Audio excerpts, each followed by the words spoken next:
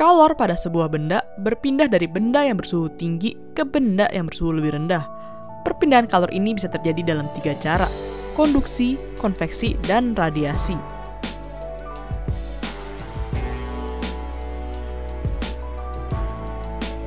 Jika sebuah besi kita panaskan pada satu ujung, ujung yang lainnya juga akan menjadi panas. Hal ini karena atom-atom di dalam besi tersebut akan bergetar dengan sangat kuat. Dengan pergetaran ini, atom-atom ini memindahkan energi ke atom-atom di sebelahnya yang ditumbuknya. Proses ini terjadi terus-menerus sehingga energi yang berupa kalor ini pindah dari satu ujung ke ujung lainnya. Perpindahan kalor yang tidak diikuti dengan perpindahan massa ini disebut dengan konduksi. Konduksi ini memiliki hubungan H sama dengan Ka delta T per L sama dengan Ka T1 minus T2 per L.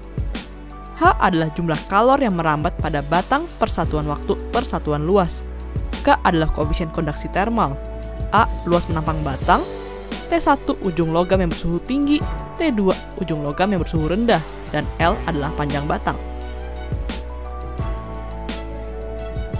Contoh konduksi dalam kehidupan sehari-hari adalah sendok yang menjadi panas saat kita mengaduk teh. Panas ini merambat dari bagian sendok yang tercelup ke teh ke ujung sendok yang kita pegang.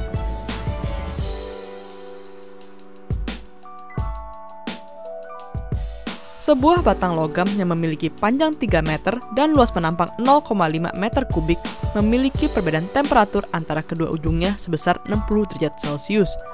Jika koefisien konduksi termal batang tersebut adalah 4 Joule per meter second Kelvin, tentukan jumlah kalor yang merambat per satuan las per satuan waktu. Diketahui panjangnya 3 meter, luas area 0,5 meter kubik, delta T sama 60 derajat Celcius sama dengan 60 Kelvin. Konduksi termalnya 4 Joule per meter second Kelvin. Kita bakal menggunakan persamaan konduksi H sama dengan Ka delta T per L. Kita masukin semua angkanya dan mendapatkan 40 Joule per second.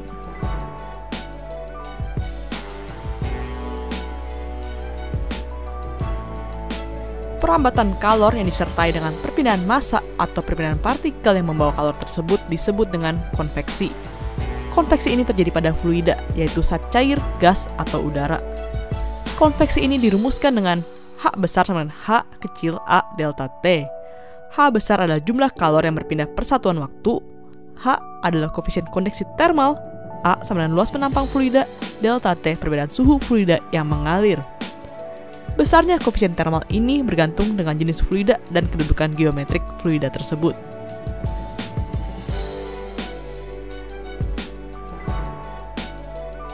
Sebuah fluida yang memiliki luas menampang 40 cm persegi dan memiliki koefisien konveksi termal 5 Joule per meter second Kelvin mengalir dari satu dinding bersuhu 70 derajat Celcius ke dinding lainnya yang bersuhu 30 derajat Celcius. Berapakah kalor yang dirambatkan per satuan waktu? Diketahui koefisiennya 5 Joule per meter second Kelvin. Luas penampang 40 cm persegi sama dengan 4 kali 10⁻³ meter persegi. Delta T 70-30 sama 40 derajat Celcius sama dengan 40 Kelvin. Maka dengan menggunakan persamaan konveksi, H sama dengan HA delta T sama dengan 5 kali 4 kali 10⁻³ kali 40 sama dengan 0,8 Joule per second.